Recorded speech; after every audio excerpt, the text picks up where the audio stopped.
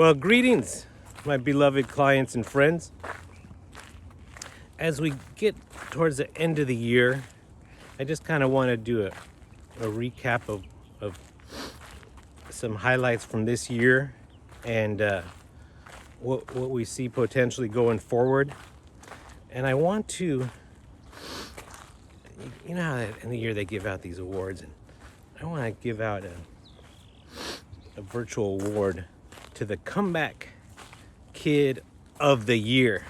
The comeback of the year has to go to Jerome Powell.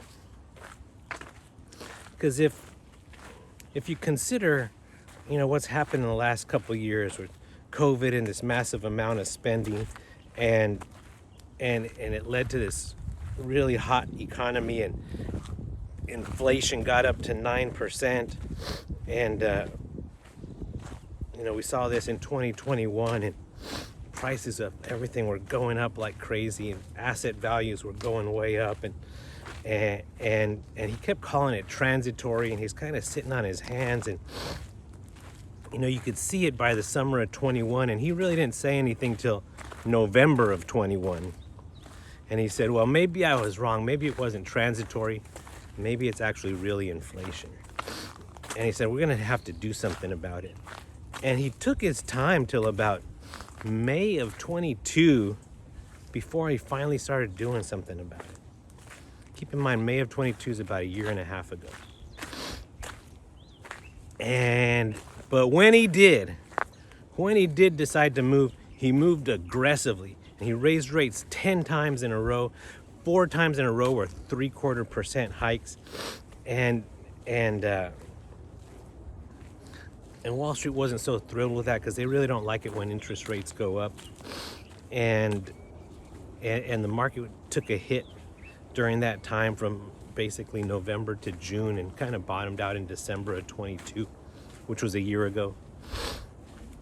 And Powell's raising rates, and he was facing a lot of criticism that he had waited too long, and by the end of this year, end of 2020, he wasn't really popular. He wasn't winning any popularity contests because they thought, we're headed towards a recession, we're headed towards a hard landing. Everyone had an opinion of how they could do his job better. Some said he didn't raise enough, some said he raised too much, but no one was patting him on the back. He was a very unpopular man coming into the end of this year. But around the end of last year, the market bottomed out, and he had slowed down raising rates. He was done with those 0.75% hikes. I think he had 1 or 2 quarter points left, and then he stopped. He stopped raising rates, but he was still, Wall Street was trying to be optimistic. He was still steadfast. No, we're gonna lick this inflation thing, and that's more important to me than anything. Then I don't care if we see some unemployment. I don't care if it impacts the housing market or the financial markets. The most important thing is that we control inflation. And he did. He brought it back down from 9 to about 3. His goal was 2. And he did not waver from that position. And even if everyone thought that he was doing his job wrong. And then in October, he had a meeting, and he said, you know what?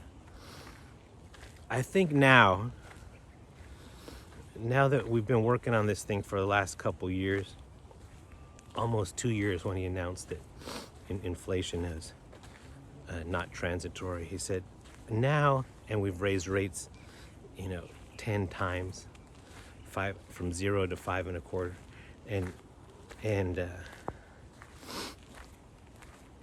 and not only the short end of the curve had gone up, but the long end. And I was starting to get concerned because if it gets to 5%, that could really slam the brakes on business and the markets. And it got to like 4.9907, and I started getting really concerned. But it never crossed 5. And then Powell said, you know what? I think now that the risks are about equal of being too tight versus not being tight enough, which was a departure from his position for the previous year, where he said, we have to be tight and we don't care, right? So he said, now I think the risks are about even. That was in October, and the market responded well to that. And then most recently, about a week ago, in his most recent announcement, he said, know what? I think the next likeliest move will be to lower rates.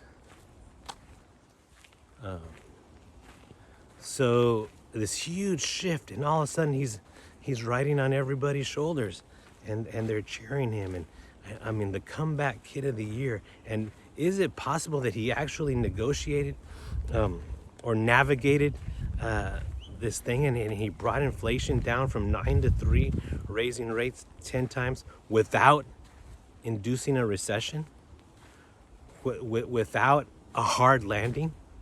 That he landed this thing ever so gently back down, and we're seeing good growth. The consumer did not lose confidence this whole time. That irrepressible American consumer kept going at it, and they kept this economy afloat in tandem with Jerome Powell. So if Jerome Powell's the comeback kid, the irrepressible American consumer is the most valuable player, MVP of the year. and the biggest negative Nancy is all the commentaries, man. So yeah, I celebrate that guy, and I think since the beginning of November, last month and a half, almost 2 months now, the market has really started ripping. It had pulled back a little in October, so it had some room to bounce. But I think as rates shift from tightening to holding steady and loosening, and we're seeing it in the treasury markets, I can't buy 5.5% short-term T-bills anymore. The best I could get is about 5.3. And that's only till April. From there, they start going down, 5.2, 5. So the market's really pricing in at least 2 rate cuts next year, and Powell's not contradicting them. And so that bodes well for the markets and the economy. So we had a somewhat conservative stance as we saw these concerns of higher rates, and we're loosening up that conservative stance. So going into this year, we're going back up to buying. We're not trying to get to 100% equities. We don't want to take that much risk, but we are moving towards a looser stance where we are buying companies, and we see some that we kind of like and some that we kind of missed.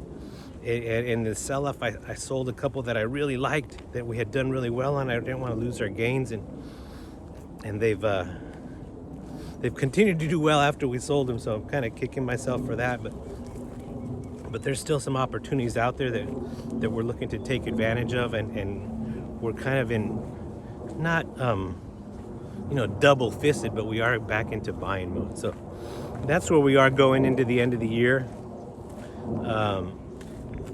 And again, congratulations to comeback kid of the year, Jerome Powell, and we'll be in touch probably maybe one more time before the end of the year, and definitely into the next year. And by the way, just a reminder, in the first quarter, we're going to start looking at everybody's how you have your beneficiaries set up on your account. Make sure that that's the way you want it, and it's in the way that's most advantageous to you and to your beneficiaries.